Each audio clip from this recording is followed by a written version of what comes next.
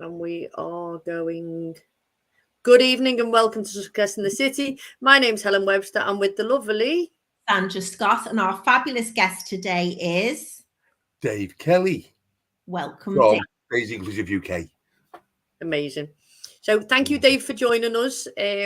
For those who know Dave, you will know what an inspirational man he is. And for those who don't, you will find out what a cool guy he is and all of the stuff that he's been up to and what he's got lined up for the future. But first, Dave, we do a little shout out to the kids. Okay, but before I do that, I'm just going to say that it is the month of May. So we have a new sponsor. And I want to say a massive thank you to the Childcare Academy, who are based in the Baltic, for sponsoring the month of May. So a massive shout out to them. Thank you very much for well done, you guys. Yeah, thank you. So, Dave, we do a shout out to the kids, any little people who've done amazing things this week that we can give them a shout out to. So, do you want to go first or do you want Sandra to go first? Well, do you know what? Sandra, you go first. You know. Okay. So this is quite cute, really. So I'd like to give a shout out to all the little kids who go to the nursery, the Childcare Academy. And the reason being is our office is right by there. And when you go in, you see them getting dropped off. And you know when like they fill your heart with joy because it's like a big business area. And there's all people going to work in businesses and it's busy, busy, busy. And then they've got this little nursery at the side, which is the cutest thing ever. And it's gorgeous. And you see all these little kids going in and they're dead happy and they run in and that. And you see them overnight getting collected and they just like lift your heart when you see them and make you smile. So shout out from the Childcare Academy. Absolutely brilliant. Yeah. Well, hard to beat that one. But you know what? I'll be a little tiny bit selfish because, you know, I've got two daughters. One's 31 and one's 8. Now, shout out to both of them. But my little daughter who's 8, she is such an amazing kid. Now, do you know what? I know every mom and dad think that as well, that they kid. But my daughter Silke is amazing. Singing, dancing, so confident. But most important thing with her is she doesn't share responsibility, disability. She sees right through the disability and sees the person. She's so helpful. Honestly, you think she's about 38, not 8. She is. So I'm really, really proud of her. And she's so confident, you know, and doing so well at school. St. Michael's there on West Derby Road. She's doing really, really well.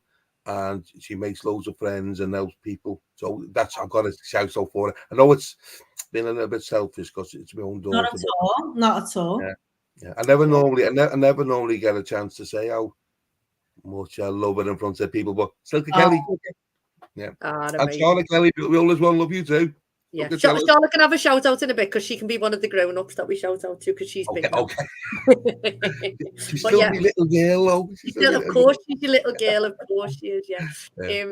So I'd like to give. I'm going to give 2 shout outs. I'm going to give a shout out to all of the North Liverpool Academy students who did the Arabic Day last week. We took Lou Interactive Playground in year 7. There was 250 of year 7s. Yeah, and they all got involved and they just loved. We did an Arabic quiz and stuff, and they were brilliant. They were really, really well behaved. So massive thank you and shout out to them. And then on Friday was International Dance Day, so I spent the day dancing with every single pupil in Fazakerley Primary, which is probably about 350 of them. You must have been stresses. I was, and then I went out, so I think that's why I might have got a little bit drunk. Well, the Grafflin's not still open. You got to go there. So yeah, massive shout out to all of the kids in Fazakerley Primary as well. They were brilliant. They were just really, really great. And one little girl was the cutest thing, and she goes, "Oh, I know you." And I said, "Yeah." I said, "That's because we've been in before." She went, "No." She went, "I've seen you in the Lidl by ours."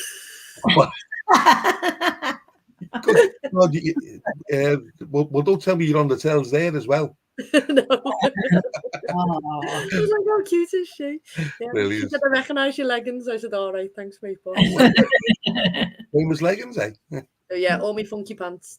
So we do a success this week personally for you, something that's happened personally to you that's been good. Do you want to go first, Dave, or do you want to pass it on to one of us? Well, do you know what? It's your show. I'll let you choose. Go on, son. Well, I, after 7 days, got the glass out of my foot. I was so happy because I stood on glass Sunday last week. I'm always like that little splinter because I don't wear slippers. And my mum's so angry, she's got me 2 pairs of slippers. And every day and I was going, it'll come out and everyone's going, go to the hospital. I was going, no, I'm not doing that. I'm not doing that. Anyway, every day I soaked it. And I got a tiny bit out Sunday morning, and then I just soaked it. And then I thought, it's gone. And I'm so happy. So I'm made up. Wow. So finally, that I was getting a bit worried about it, but I soaked it every day in Dettol. So I'm really happy. Yeah. I had to keep opening up the wound because the glass was behind it. So I was very happy with that. So it's all gone now. I've been wearing slippers. I've got trainers on now because I am never going to the hospital again. I'll teach you. After the needle incident. So there we go. Wow. So I'm dead made up about that. Oh, I feel all squeamish. I know. I was draining. I was waking up every day and it was sore. So I was really happy. I got it out. So that was good. Oh, see someone what else. About you, Dave? What's your success this week? Well, do you know what? Well, we were so fortunate. The King's Council, the High Sheriff, come to Daisy, and I didn't know nothing about it. They all kept it secret. I said, "There's no secrets in Daisy." But you know, so one of the girls went and said, "Dave, you need it outside in the hall." It's normally what's happened there. Yeah. So it goes out, and there's the they're all there, and they all start laughing, and it was Leslie, who was amazing, the High Sheriff, and she's brilliant, and we won an award. She goes to like hundreds and hundreds of different places, and we were one of the chosen ones for work with the community. And you know what? It's proud for everyone who works in Daisy. That was a success. So I was really proud of that as well, and it was such a shock. You know, them like, I wasn't expecting that, but it definitely was such a shock. What a happy shock! Brilliant. Best kind of Auntie. Yeah, and well deserved because the Daisy team are phenomenal at what they do. Team Daisy. Team Daisy, brilliant. Well done. I think my success this week was that we were able to take Lou to the 2 schools, but also I took my nephew on Wednesday night to see Macbeth in the Playhouse. So he's doing it for GCSE. So for Easter, instead of buying him an Easter egg, I did buy him an Easter egg as well, but I took him to see Macbeth, but it was a modern version of it. So in the interval, I said, "Oh, I said, is it like the book and stuff?" And he said, "No, it's not like." Yeah. So I said to him, well, everything that you're watching now, don't do for your GCSE. Yeah, you might fail it. So I was like, oh, yeah. Yeah. So what's it called, Macbeth? Or what's it called, Macbeth or something? It was called Macbeth, the modern Macbeth, yeah. Oh, okay, yeah. So, but never mind. Jade, I read a review on it on Good News Liverpool, and they said it's not for the purist, meaning it's not like it's different, and all the rest of it. So I know, so it can be a bit confusing for people if they're doing an exam in it. I know. But it was amazing the way they actually performed it, and everything was amazing. Yeah. The actual show was really good. I don't think it was suitable for his exams, but never mind. We went out and we had a little. I love it. So that was cute. Well, I find Macbeth a bit pretentious, and his other queens get mixed up with his the other things he does. I was trying to talk about. I've got too much on. Okay. So we're going to do this or that. All right, Dave, Sandra and I'm going to ask you and Sandra. Sandra's going to ask me and you. All right. So I'm going to go first. So we always try to do something about our sponsor. So our sponsor is the Childcare Academy. Okay. Lovely. So I'm going to ask you first, Dave. Okay. Brand new babies when they're little tiny babies, or when they're aged 3 to 5. Ooh. As though you can buy them in a shop. Well, do you know what? Don't brand new babies smell lovely? They have that, like, that little baby smell. Yeah. And until you got to change the nappy, but probably, yeah, brand new babies, because they're so needy and greedy and lovely, and they smell good. Oh, perfect. What about you, San? No. Oh, she smells good too. No. Fragile, they're so fragile, and I was a nervous wreck even if with me own. So I prefer them when they're 3 and they can bounce around and jump and laugh and talk as well, because they're dead funny how they speak. Yeah, they're well. Do you know what? They come out with the most hilarious things. 3 to 5, definitely. Yeah. Yeah. I'm 3 to 5, 100%. I don't like new babies. I won't pick them up until the 5 What about 14?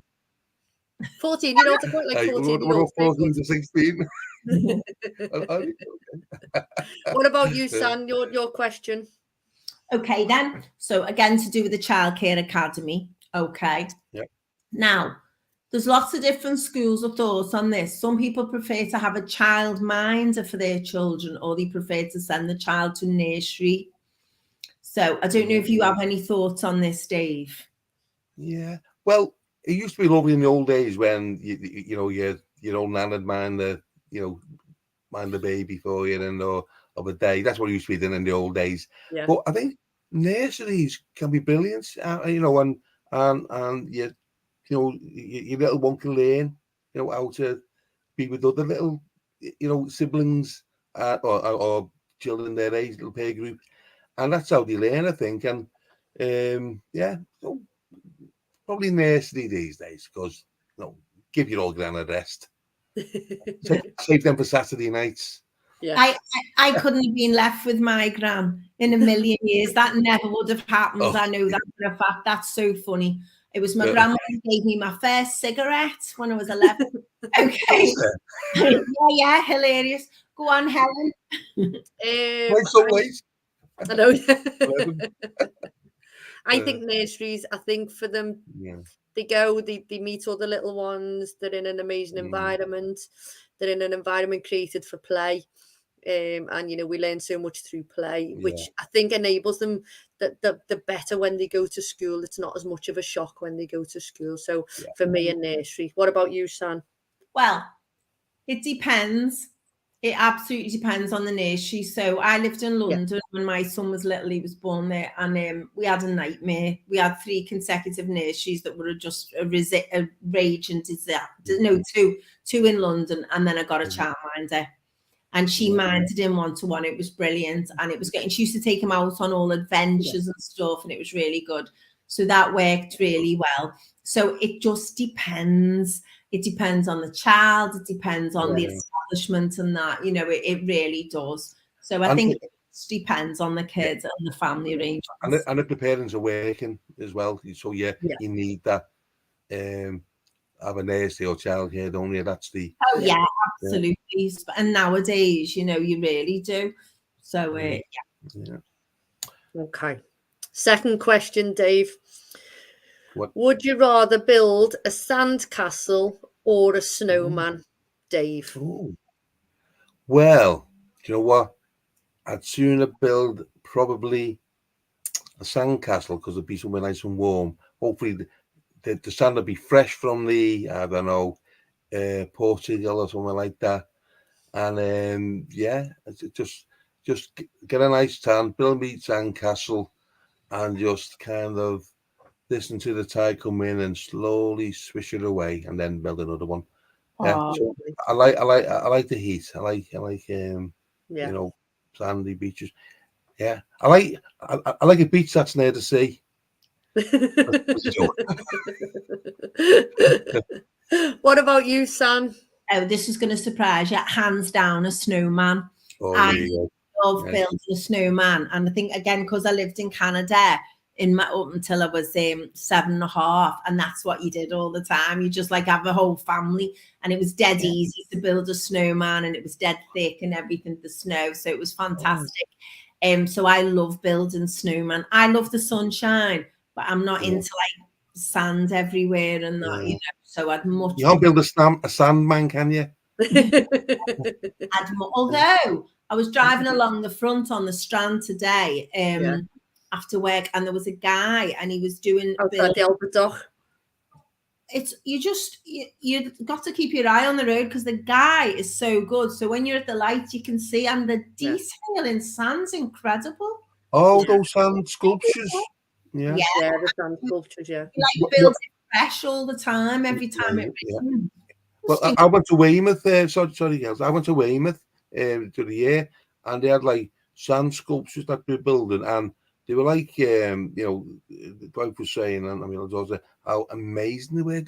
Like proper, sculptures out of, I don't know how they do. Like, I mean, my sand sculpture would be like, stick it all in a bucket, turn it upside down, and put it pat it 3 times.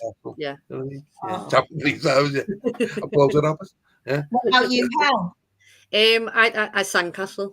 We used to just like play on the sand and like build sandcastles and all sorts of things and moats and everything. So yeah, sandcastle has more memories than snowmen for me. Oh, go on, Stan, your second question.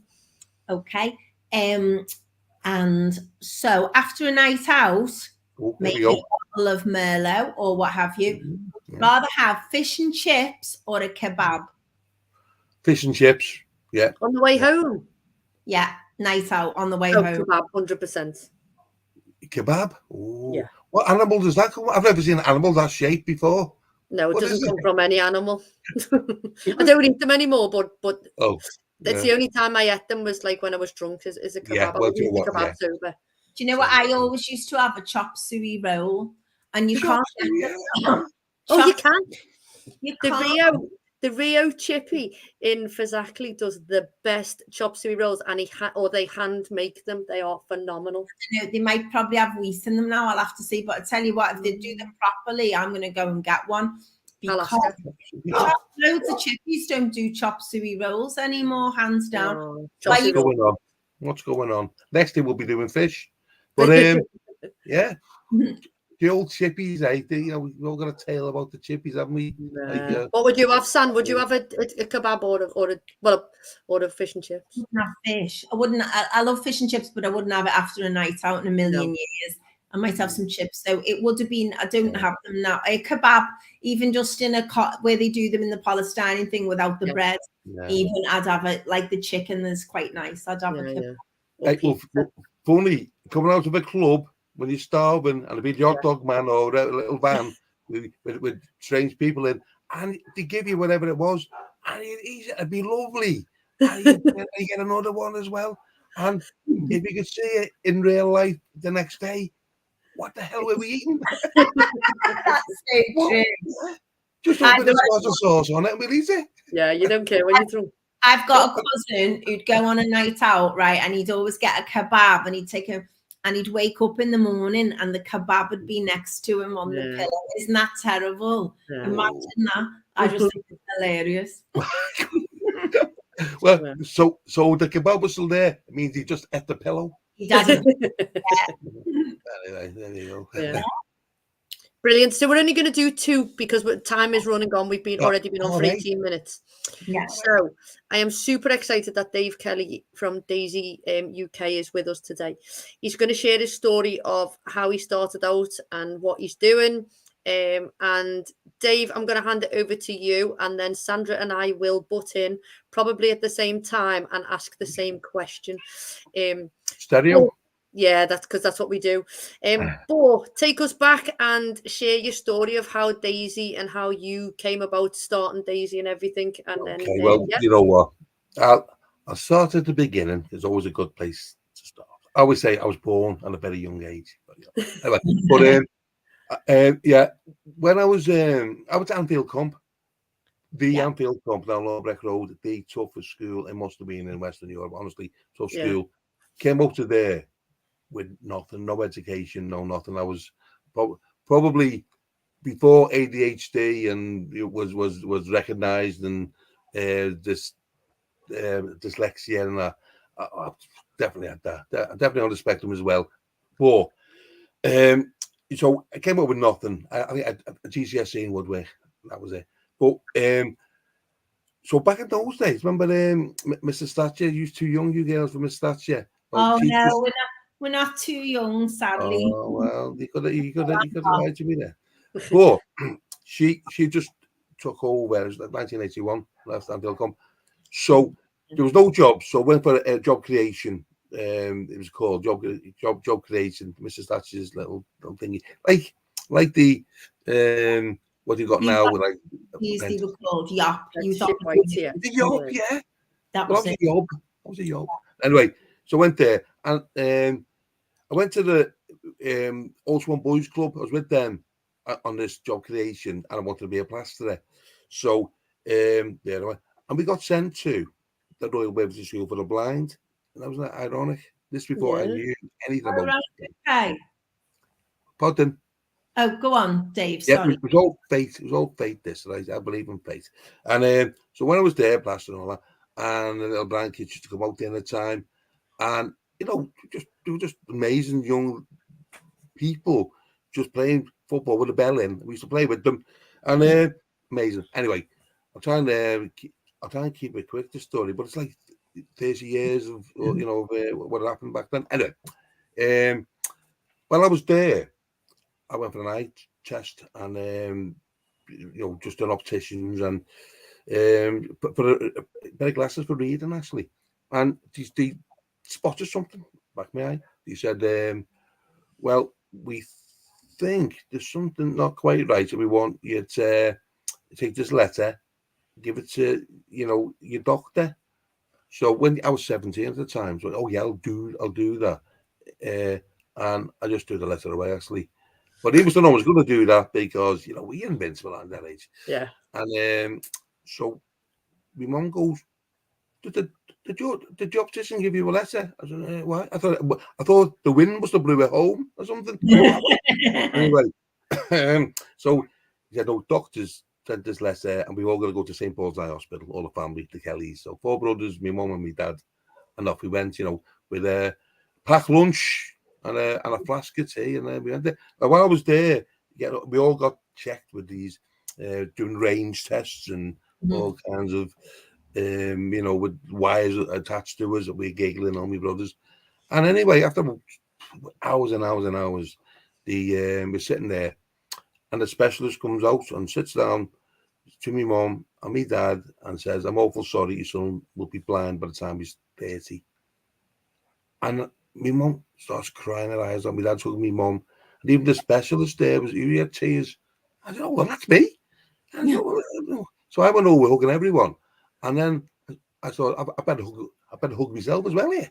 Yeah. I'm 30. Anyway, that was the pebble in the pool of life. Ripples affected so many people in my family. But because we're the Kellys, and back in those days, you just got on with it. And I just wouldn't mention, I didn't want to upset my mum and dad. They didn't want to upset me, and that's how it seemed to be. But the next day, I went back to the Royal Waverley School for the Blind, looking through a different set of eyes. If a future blind person, I was going to be like these kids, blind.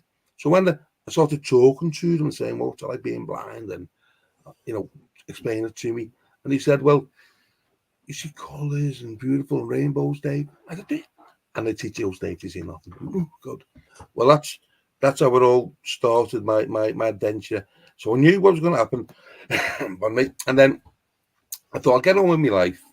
And I put it to the back of my head and just got on with it. And then I ended up working in a supermarket, working with a co-op. I didn't end up plasterer, although I did come in handy now and again, patching things up. And I remember doing my mum and dad's backyard, the outside toilet, funny enough. Yeah. Look, watch me. And I plastered it. They're posh. And I stippled it. I don't know what stipple me, like fancy. Yeah. But I forgot to trowel it off. So it was like razor sharp. And when everyone used to go to the toilet in the dark, they come back like met by Freddy Krueger. Cuts everywhere. Sorry. Anyway, that was funny. I remember having a party when I had my job in Leo's. It was the co-op. Oh, in Leo's? Do you remember it? Yeah. Well, I had a party when my mum and dad went to Corfu or something. And when the girls said, hey, Dave, you've been upstairs looking for the toilet. I said, well, where is it? It's downstairs. It's in the backyard. And they were laughing. They went up looking for it again. I said, no, it's actually, we used to sink and the geyser. And our bog is out. And they couldn't believe it. I know, yeah. It probably sounds, if any younger generation are listening, you think I'm about 180 years of age. No, this is still in the 1980s. Anyway, yeah. So back to me again. Sorry, I digress. I have been known to digress now, yeah. But so got married. You know, that's my first daughter, Shauna, who's you know, beautiful, beautiful. But when I was 30, right, funny thing happened. I was reading the newspaper. It went all blurry, went all bizarre. Mate said, "No, it's okay." So it wasn't the print; it was me, my eyes. And 2 weeks later, I went blind. So it went like, wow. It's not turning the lights off. I thought it'd be black. My blindness was like this creeping thing. Yeah. Tunnel vision, little spider's web. I was like, it's like white, like just instead of seeing black, I was just this white flash nearly. And that was it. It changed my life. It changed everything around me. And you know, Pebble again, pool of life, ripples. And so I kind of lost everything because it was tough on my wife. You know, you loved early, and it just, yeah, it happens. You know what I mean? And you know, we get on brilliant now, and everything's great. But back then, it must have been tough for her, tough for me, tough for my daughter, and I was home alone like a blind Macaulay Culkin. Because along story short, and it was really, really tough. That was 3 years, the longest 3 years of my life. That was like being sentenced for, you know, something you haven't done, and you say, why me? Yeah. And trying to live as this blind Dave, I was, you know, because I'm you know, a funny guy. I like jokes, I like fun, I like friends, I like humans, I like to be with them. And one by one, they dropped off because what do you say to him? He's just lost. Hey, Dave, did you see the match? Oh, no, he can't see the match. And when he used to go out and he'd be there, and I'd still be trying to be as funny as I can, but if he had to go to the toilet in a new pub, he'd have to take me. And it's like, and it must have been tough for people. And in the end, you know, you end up with, from having a load of mates to having a handful or even a fingerful, one or two. Yeah. And that was it. That was tough. Anyway, I was lucky in a lot of ways because I survived that like it was hell, purgatory on earth. It wasn't a good place to be, but came through it relatively unstable. And I had a dream, basically. I had a dream, and I dreamt about Daisy. It's the most surreal dream I've ever had. I've had more favourable ones as well, but this one was like some kind of, I don't know, visitation. Don't know. I'm not intelligent enough to know what happened, but what I do know is it changed my life because my dream was about Daisy. Disability awareness, introducing sport to youngsters.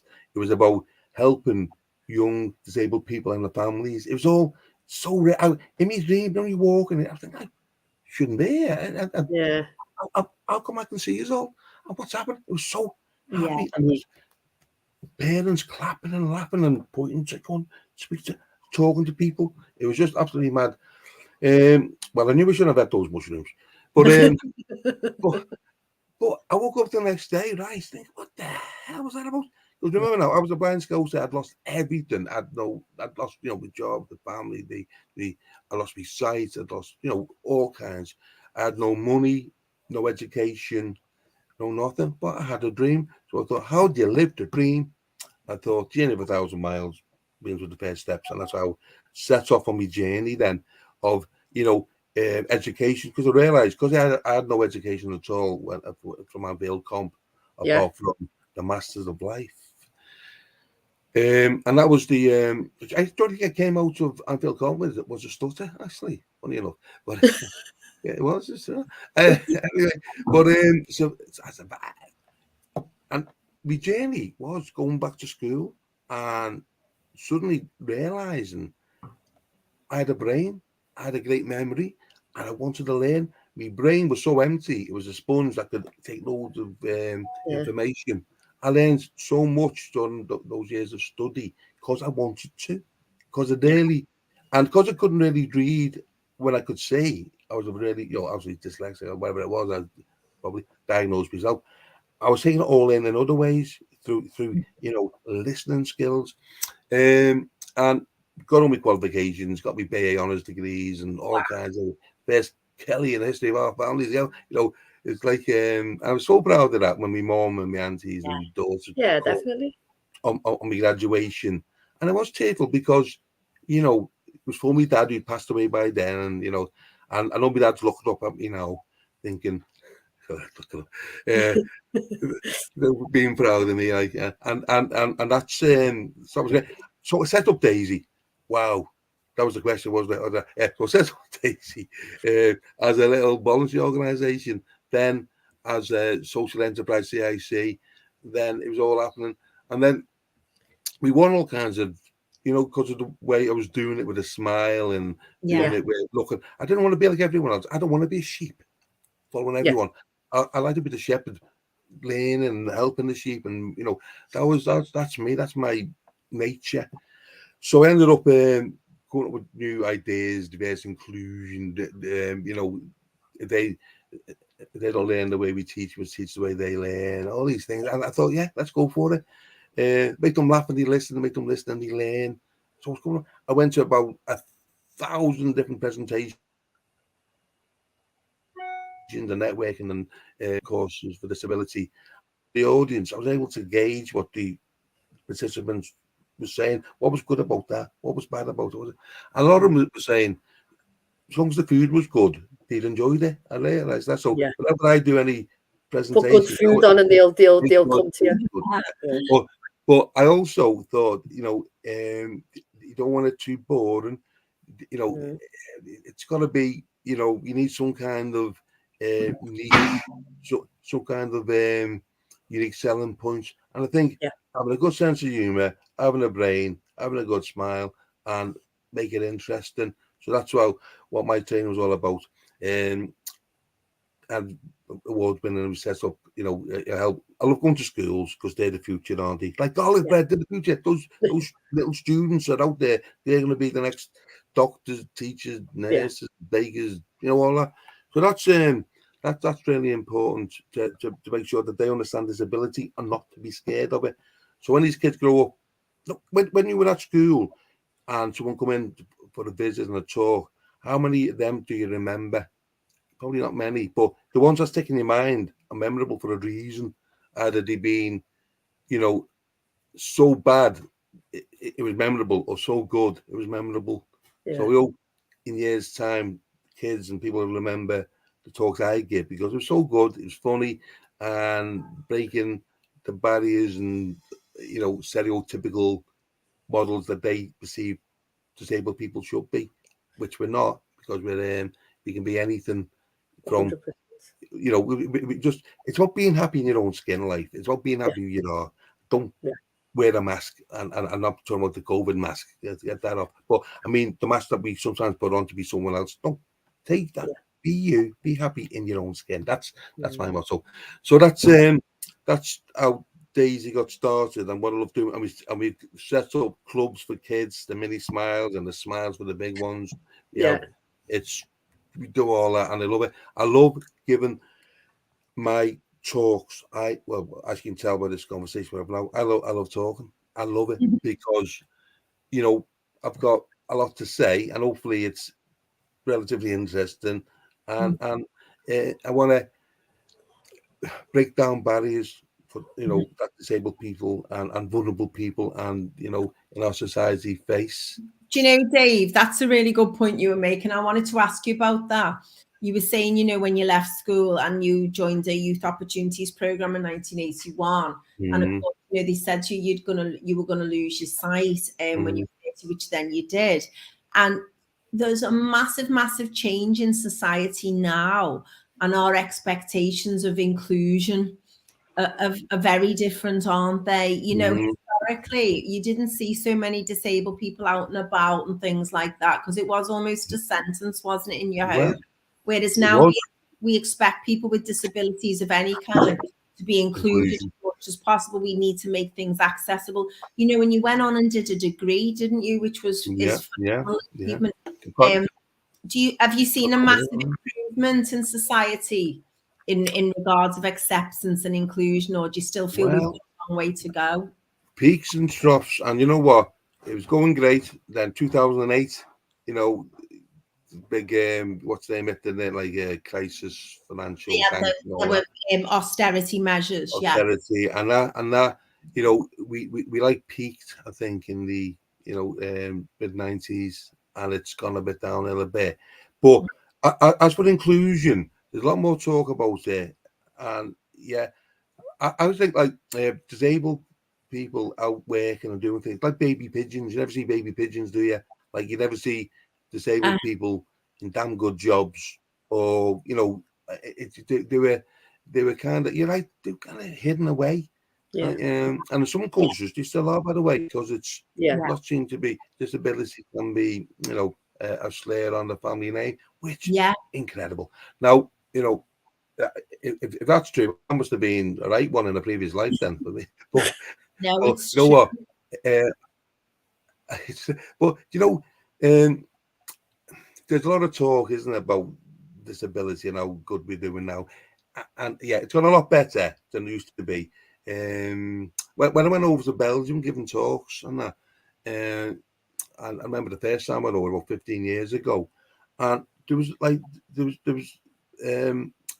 cameras there and their press saying they couldn't believe that a disabled man was running a charity and was doing what he did. They couldn't believe it because it wouldn't happen over there. Yeah, and it was just bizarre. I don't, you know, it's, but unfortunately, even in our own country, though, there's one or two people that think, "What are you doing? You know, you shouldn't be running a charity. You shouldn't be so clever, smart, or successful, or you know, or why are you happy?" I get a lot. Why are you happy? You're blind. So I'm a happy blind man. You know, anyone who has a disability, I acquired my disability, and it's like a death. It is. There's very same emotions when you lose someone close to you, and you know, denial, all the same emotions. You lose when you lose your sight, or it could be a leg or whatever, arm, but you go through those same emotions. You're missing something that was close to you, and you're fighting it, and it's very, very tough. It's probably the toughest time. My acceptance of being blind was tough, so that's why with what I went through, and I've got the empathy, so much empathy for people who were vulnerable, who need a bit of help, and there's no one there. You can scream and shout in the night, and there's no one listening to you, and that's a terrible place to be. But you know, on a positive note, there's help out there. You just got to find the right help, the right people, mentors, role models, people with empathy. They're there, but I think, unfortunately, you know, there's a lot of organizations out there that maybe the person doesn't come first. You know, they're not Yeah. Dave, I've got another question. So say there's somebody listening now or watching, or a family member of someone who has a disabled child or young person. How do they access your services at Daisy UK? Well, they can drop us an email, give us a phone call, come down, and whether if you got like young children, we got our mini smiles, as I said, 3 days a week, of an evening, Mondays, Wednesdays, and Fridays, which is great, and they have lots of much fun. If they're 18 plus, they come to the Big Smiles, and that's open from 10 till 4, and you know, they do, if they want to learn, if they want to sing, if they want to dance, if they want to do sports, if they want to independent living, whatever it is, we love them with it. And it's like to the spectrum of disabilities. So we get a lot of people who slip through the net, people who, you know, need the most help, that, you know, society passes like hot potatoes. You have them, you have them. No, well, you know what? We'll have them, we'll help them. And that's what I'm proud of. So, yeah. Come, phone, call. So I was just going to say, Dave, for the people who don't, sorry, for the people who don't know where Daisy is, if you know Breck Road Asda, and you've got Breck Road Home and Bargain, the building in between is Daisy's. I think that it used to be the job centre years ago, or it was some sort of It used to be, well, it was a job centre years ago, and then it became the Zap. It was the Zap. It was like a youth centre from City Council, and we were lucky because they closed it down, and it took a negative downturn. So City Council get rid of the buildings, and we were lucky enough to take it up. And you know what? We blew life into it. We blew that, from that. Oh, Grevisi is great. Look at this. It must be we positive energy. That's what it needed. And we've invested with the help of like many funders, like Sports England have been brilliant, by the way, Big Lottery, and that's been brilliant as well. Police Crime Commissioner, we help disabled people going through disability crime. We're that point of contact. We can help with that. So with all people around who help us, we help so many people. And like everything, you know what? Charities are struggling. Charities are struggling bad. Some rich charities are down to the last, 50 million. But but the ones who do the ones who are actually on the battlefield, there, are struggling. We stayed open right throughout the pandemic. And we had a choice. We could have called under a rock. We could have locked the doors and said, we'll see you after it's all over if we're all still alive. I thought, you know what? When people need you the most, we work with the most vulnerable people in our community, who can't fend for themselves. And I said to the staff, you know what? So we be the ones who stay open and we did. I found every loophole, not just short, to stay open. We were battling because everyone close, you'll die. But you know what? I nearly did die. I got it. I was probably one of the first to get it. Me, lucky Dave, I said, but you know what? Wow, it was a tough one, but I survived and made sure we stayed open. I know our community, girls, it was absolutely amazing because we had Paula from the Scissors Edge on Breck Road who had to close because we're all gonna. Well, she ended up coming into Daisy and packing bags with us, food parcels, taking them round in the car, and there was loads and loads of people in our community were helping her. We had Liverpool Football Club were there, Chris Kirkland, what a man he is, and Neve, captain of the women's football team, all getting stuck in. It was like, I could only imagine what the war was like, Second World War, and step up a lip, and we're all there, we're in it together, and it was fantastic, and it made me so proud to be Scouts, to come from where we come from, and helping so many people, and literally people have said, well, it saved their lives. And how big's that? How strong is that?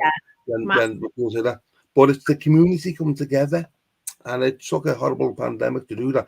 But what I think the point I'm making as well, we battled through that at the end of it. And what happened is you're not rewarded for people to say, well done, we'll give you more funding. No, because when all the other people who closed up come out, they got all the funding still, and that was just so it's so unfair. It wasn't unfair, and it's the people who, because they've seen you, they've seen the amazing work that you do, and they see that you do all this amazing work on a shoestring, and they think, well, they can just carry on doing that. And all these people who've closed need the money now to come back, and you're like, oh no, it was a bit of that, isn't it? Who do the do. But there's lots of people listening, Dave. So, Peter Lloyd, who's a gardener, and he did an amazing garden, a sensory garden for the Wirral Blind charity. Wow.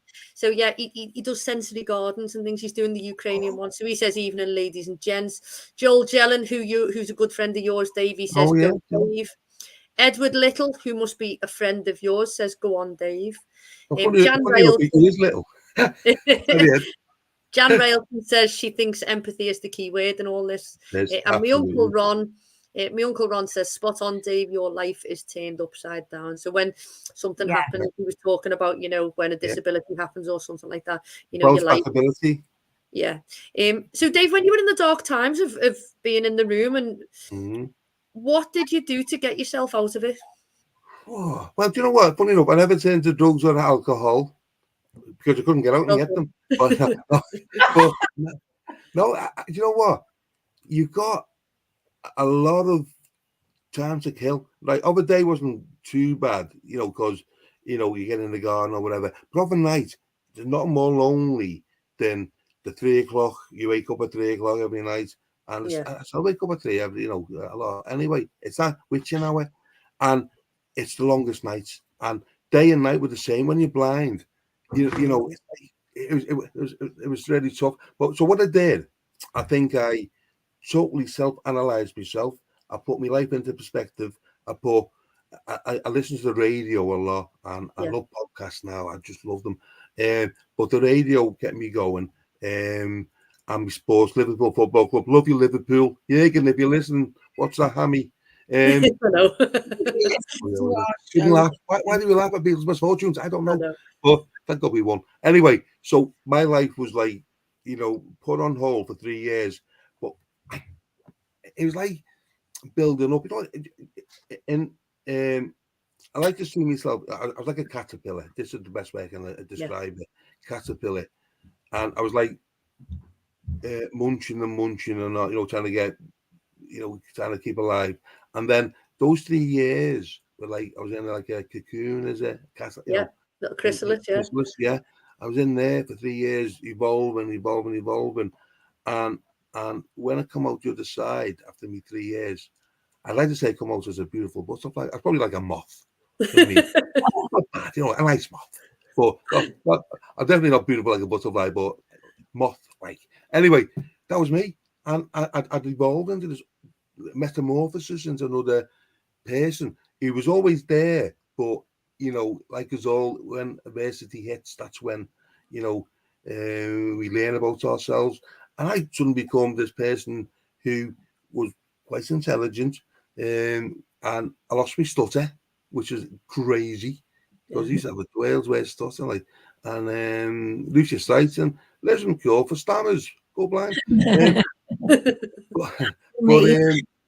That's it, and I just evolved into this person who absolutely cares for people, loves people, and I won't ever let anyone down. And wow. Daisy's different, but you know, you discover values, right, when you're blind, and I discovered my values of care, compassion, and empathy wrapped up in a blanket of integrity, and I live and I die with those values, live and die by them.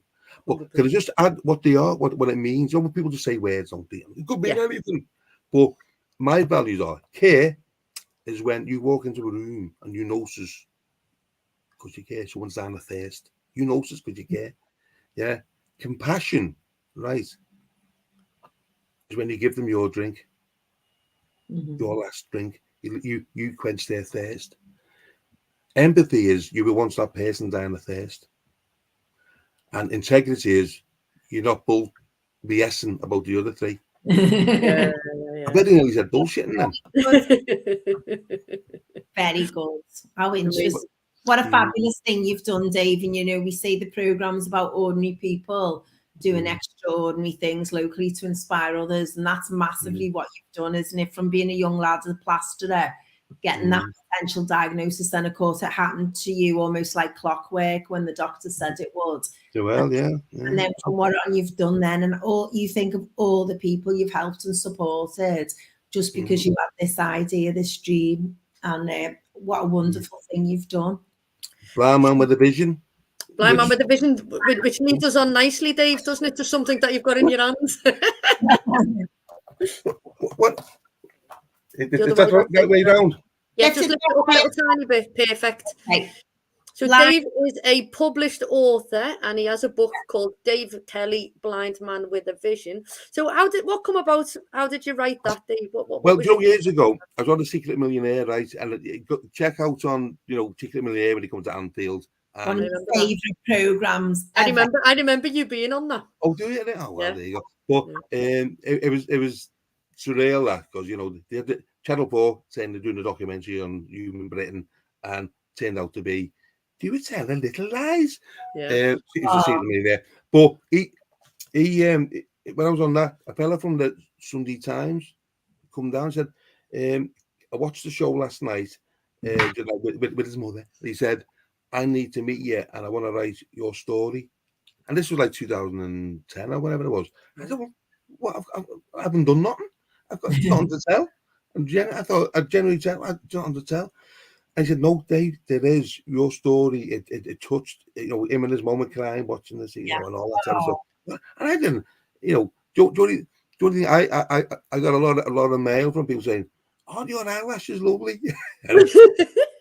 Bitchy about the face, but your eyelash is good. Okay, thank you. But years later, a few other people said, "Hey, why don't you write a book with to tell people your story and maybe make them feel?" So that's where they come from. And eventually, the other year, and I sat down with a friend of mine, Mary, and she was doing all the typing, and she kept me making sure. Making sure I couldn't be sued. Yeah. Well, keep me on the straight and narrow. And she's talking about, and it was brilliant. And I enjoyed doing it. It was like self counseling. It was like a therapy session for you. It was brilliant, yeah. And it was sad. I remember, I remember like crying, because there's nothing more when you think back of you when in your childhood. And I see, I had a like a fantastic child. I'm a lucky man. I know I am. My brothers, we were best parents ever, grandparents, brilliant, loved it. And even to this day, I dream of running out of our house, running down the road and jumping into my nan's, and I can visualize myself doing it. It's lovely memories. Anyway, so putting them into on paper and reading about them, and then going to Liverpool Football Club, going to Melwood as a kid, and all the funny stories there. And growing up, then the tough bit, lose my sight, what I've done to battle through it, how I battled through it, and hopefully when people read it, and they'll get like, if someone who's going through a bad time, but you know what, there's a light at the end of the tunnel, bounce back ability, and if you believe in yourself and just get out there to the universe. Come on, give us a break. Give me the sign. How do I get through this terrible time in my life? Now, we've all had nasty times in our life, and you know what we do? We get through it. Well, 99.9 of us. And, telling my story of how close I come for not being alive, and funny enough, several times in my life, I've God only knows how I've survived a lot of things. And there's many, many more. I thought, well, if I put everything in, they won't believe me. Honestly, people wouldn't believe me. Said, near misses and being on planes and missing the plane and the plane crashing. It just, you couldn't believe it. You couldn't make it up. Yeah. That sounds like a fantastic read. So how do we get hold of a copy? Is it on Amazon? Amazon. They got Glenwood Division, and I know a lot of people have said some lovely things, which is great.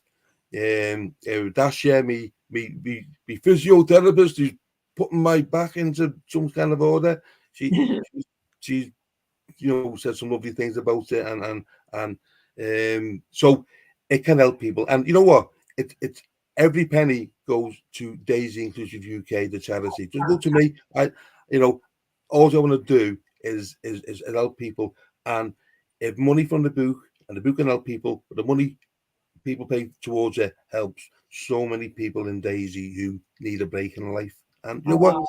Let's do it together. 100%, Dave. Thank you so much for that. Maria Reynolds Baker is listening, and she says Dave is the most inspirational man I have ever met. This woman, want to see her with music, she can make a kettle sound in tune. She's brilliant. Maria. Amazing. So, Dave, very, very quickly, because we've got about 6 minutes left. Oh no! I'm loving it. What's the future for Daisy? What's in store for Daisy? How can people get involved? How can we help you? Well, Daisy Inclusive UK, like we're always putting on. We had the open mic night on Friday. I'm telling you, it was absolutely chocker, and it was the most diverse night, the most diverse night ever in Daisy. We had Eddie Little there. You mentioned before, he set that up with this because he does loads of talks and that in town and poems and that. Well, you're all there, and doing nights like that and successful nights showing the talents of disabled people, amazing. And do you know what? It's giving like donating like raffle prizes, donating something to to auction, or coming along and joining in are fun and that. So it's doing that. I need just people. I'd love, right, a person who, when they come into Daisy, you'll love it, and it just needs someone who can say, you know what, I can sponsor Daisy or do, and it's done all this, and we're like a hidden gem in the, part of Liverpool, and when people come across us, they say, wow, this is amazing, and genuinely, we'll be here, forever, hopefully. But my dream is to get Daisy, the Daisy chain around, around Liverpool, Merseyside, then the world, whoa, domination. But that's what I think. I got told years ago, a fella from the Big Lost, he come down 2010. He said, "Come to see you, Dave. I'm from Newcastle. Just to say, your bid that you put in is the best he's ever seen." He said, "Why don't you get this Daisy, around the country?" He said, it's absolutely brilliant what you've left out there, your strategy. And you know what? This comes from a blind scouser who just wants to help people. And it's so easy to me. You don't have to be Albert Einstein or have the best player. You just need to have care, compassion, and empathy. And, a willpower. So don't people can say, no, you can't do that. You can't do. Whatever anyone says to me, you can't do, it makes me do it. Like, I got told. Well, you know what? A guy was saying about you can't get a powerboat license because you're blind and all that. So it's like getting a driving license, but on water. I didn't want to see me.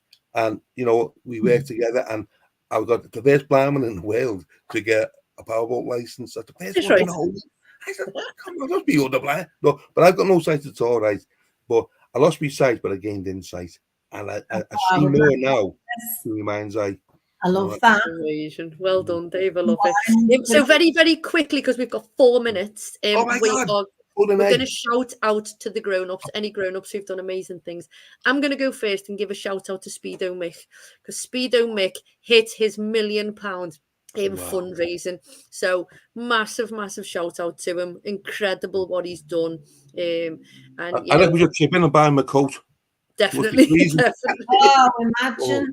So big shout out to Speedo Mick. Yeah, nice one. Nice one, Mick. I'd like him to come on and say why he does it all in his little pants.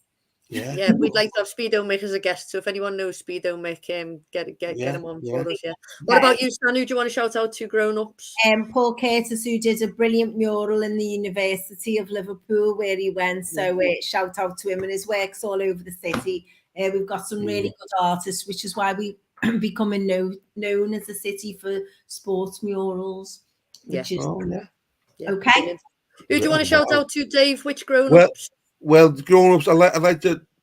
Well, do you know what? I want to shout out for all the people in Liverpool, all the grown-ups who care, who have help the vulnerable, and who give a little bit. No one's ever been made poorer through giving. So it's probably it's like for all the grown-ups who damn well care and do a little bit. So I love all that. Yeah. Brilliant. Very good. Very good. We are going to put the link on for Dave's book. So if anybody wants to buy it, if they want to, I can call into Daisy and pick them up, and we'll get Dave to sign them. Oh, yeah. Because the signed copy's worth loads more. So I can call especially him. When I'm dead. Which hopefully I'll be here a long time. Yeah. So, Dave, very quickly, what podcast are you listening to at the moment? Well, do you know, I listened to one called what is it? Like it's about the Earth, about I like a good conspiracy, right? Because I like to see both sides of the story. So it's like what's it called?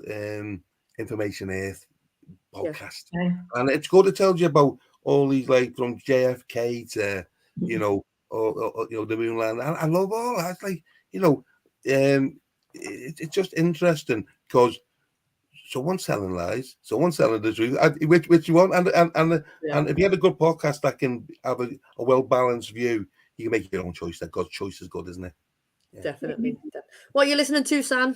Or I finished the book, and it's Audible Day today, so I'm about to download the next one you told me to get. So after Shoe Dog, what was it you sent me? The Reebok one. Shoemaker. Shoemaker. That's it. I put it on my wish list. Unbelievable. Unbelievable book. Hey, that Shoemaker sounds a load of cobblers. Oh. Come on, we're better than that. We're better than that. Well done. What about you, Hal?